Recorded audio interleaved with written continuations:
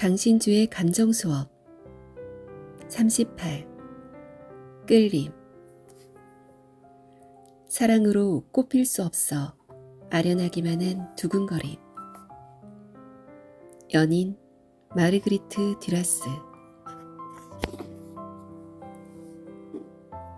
산에서 길을 잃으면 작은 개울을 따라 내려가라는 말이 있다. 높은 곳의 물은 낮은 곳으로, 그리고 지름길을 따라 평지로 내려가기 때문이다. 대개의 경우 오랜 경험에서 우러나오는 이런 종류의 지혜는 결정적인 순간에 참 많은 도움을 준다. 그렇지만 모든 법칙에는 예외가 있는 법. 젊은 시절 지리산에서 길을 잃고 헤매던 적이 있었다. 다행스럽게도 작은 개울을 발견한 나는 쾌재를 불렀다. 드디어 산에서 내려갈 수 있게 되었구나 하고 말이다. 그런데 어찌된 일일까? 개울을 따라 서너 시간을 내려가는데 갑자기 개울이 사라져버리는 것 아닌가? 아마 개울물이 땅속으로 들어가 지하수로 변신한 모양이다. 그렇다. 점점 더 커져서 마침내 바다로 이어지는 개울도 있지만 불행히도 얼마 지나지 않아 흔적도 없이 사라져버리는 개울도 있다. 수십 년이 지난 지금도 그때의 당혹감을 잊을 수 없으며 나를 허탈하게 만들었던 그 개울 또한 눈앞에 선하기만 하다. 우리의 사랑도 이와 마찬가지 아닐까 싶다. 사랑으로 만개하는 줄 알았지만 그러지 못한 아련한 감정도 있기 때문이다. 스피노자가 말한 끌림이라는 감정이 바로 그것이다. 끌림이란 우연에 의해 기쁨의 원인이 될 수도 있는 그 어떤 사물의 관념을 수반하는 기쁨이다. 스피노자 에티카에서. 스피노자에 따르면 사랑의 감정은 타자와 마주쳤을 때 발생하는 기쁨으로 설명된다. 그렇지만 타자로부터 유래한 기쁨은 꽃으로 만개할 수도 있지만 안타깝게도 만개하지 못할 수도 있다. 전자가 사랑이라는 감정이라면 후자가 끌림이라는 감정이다. 스피노자의 영민함은 이 두 종류의 기쁨을 구별한다는 데 있다.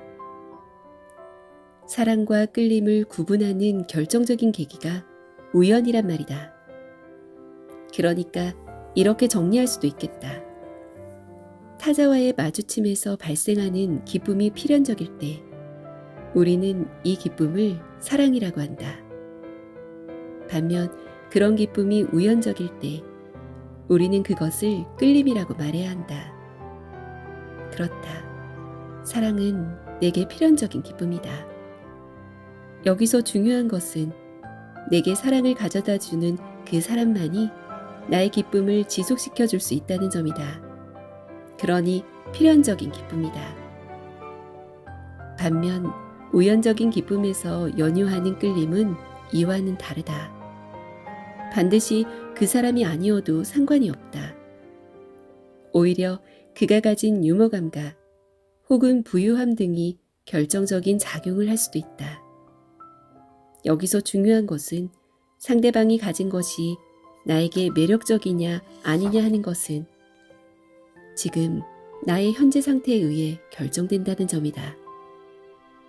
내가 우울하면 그녀의 유머 감각은 분명 내게 기쁨을 줄 수 있다.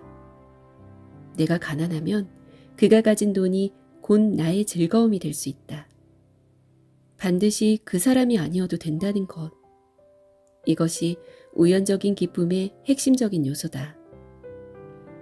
그래서 너무나 우울해서 외로울 때 누군가 따뜻하게 대해주면 우리는 그와의 만남을 기쁘게 생각할 수도 있다. 그렇지만 이것은 우연적인 기쁨에 지나지 않을 때가 많다. 만약 내게 우울함이 가시고 행복감이 찾아올 때 이런 우연적인 기쁨은 첫눈처럼 덧없이 사라질 테니까 말이다. 1984년에 출간한 자전적 소설 연인에서 마르그리트 드라스가 추억하고자 했던 것도 바로 이것, 끌림이다. 연인이라는 제목 때문에 작가가 사랑을 다루고 있다고 착각하지 말자. 프랑스의 식민지였던 베트남에 사는 백인들이지만 이미 가세가 기운 집, 그리고 큰오빠만 편애하고 딸을 아끼지 않는 어머니. 이런 조건에서 15살 어린 소녀가 부유한 중국인 사업가의 아들, 그것도 30대 후반의 남자에게 끌린 것은 어쩌면 당연한 일인지도 모른다. 소녀와 남자가 운명적으로 만난 곳은 메콩강의 어느 선착장. 치명적인 매력을 가지고 있는 소녀와 리무진을 타고 있는 남자의 랑데부였다. 돈이 많은 데다 자상하고 섬세하기까지 한 남자. 그가 소녀를 달콤하게 유혹한다. 어떻게 이런 유혹을 뿌리칠 수 있겠는가? 불행한 삶은 조그마한 행복에도 달뜨기 마련인데, 그렇지만 나중에 소설가로 성장하게 될 영민함이 빛을 발해서일까? 소녀는 그를 사랑하는 것이 아니라 그에게 끌리고 있다는 것을 자각하고 있었다.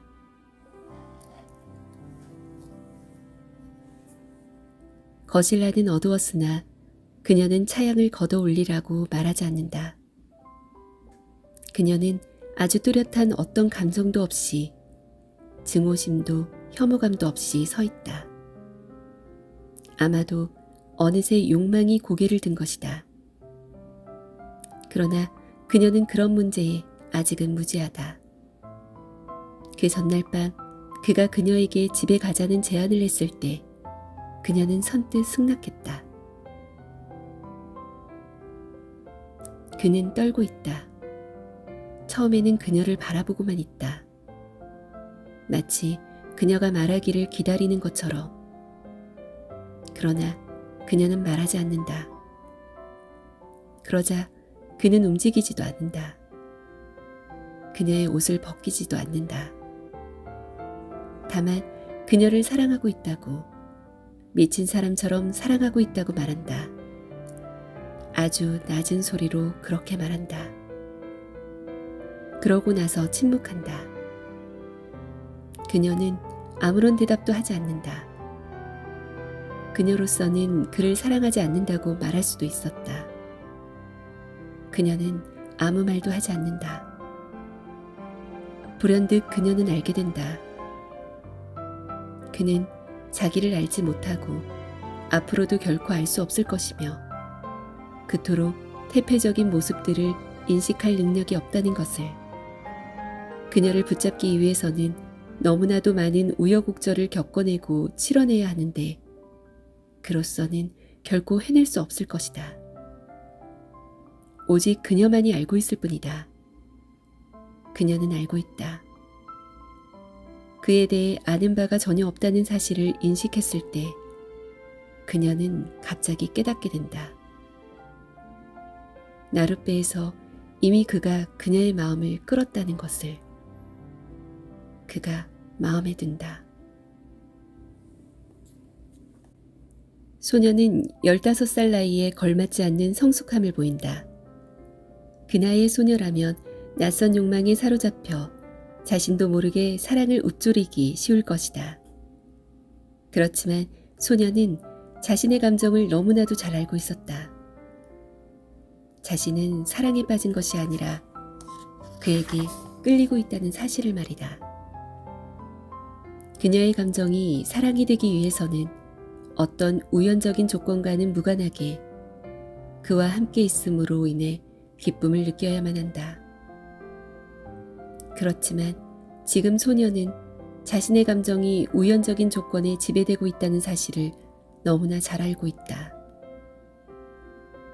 경제적인 문제와 가족 간의 갈등처럼 집안 사정이 그토록 남루하지 않았다면 소녀는 결코 나이 많은 중국 남자에게 끌리는 일은 없었을 것이다. 그렇지만 우리는 이제 알고 있다.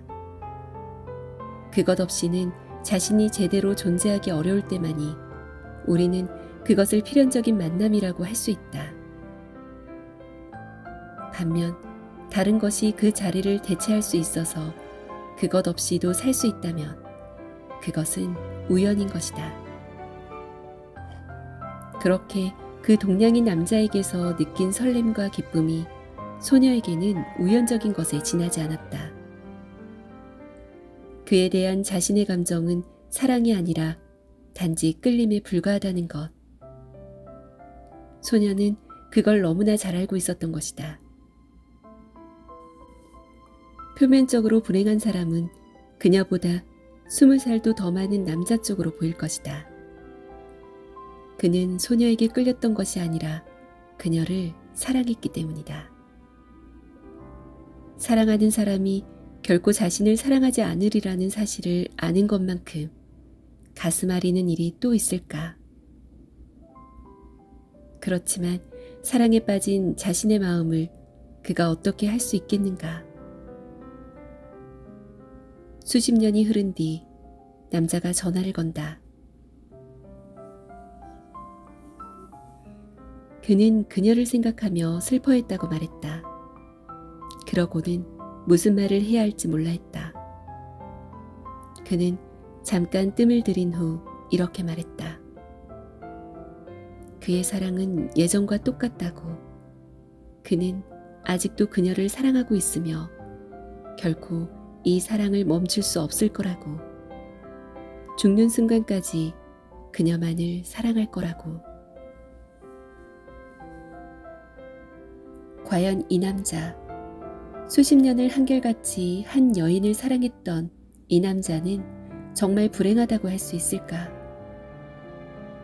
이런 의문이 드는 것은 어쩌면 진짜로 불쌍한 사람은 소녀, 그러니까 디라스였을 수도 있다는 느낌이 들기 때문이다. 사랑으로 꼽힐 수 없어 아련하기만 한 감정. 끌림에만 머물러 있었던 사람은 그가 아니라 바로 그녀였으니까.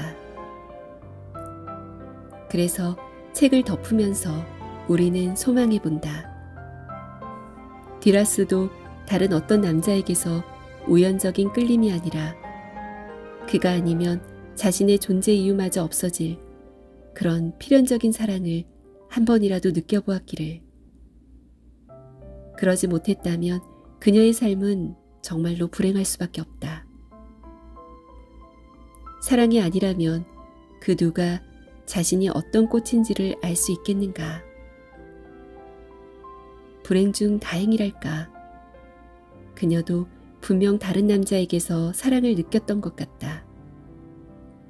그게 아니라면 어떻게 그녀가 자신을 사랑했던 동양인 남자를 회상하는 자전적 소설을 쓸 수 있었겠는가? 평생 끌림만을 경험했다면 그녀는 결코 그 중국 남자의 사랑을 음미는커녕 이해할 수조차 없었을 테니까.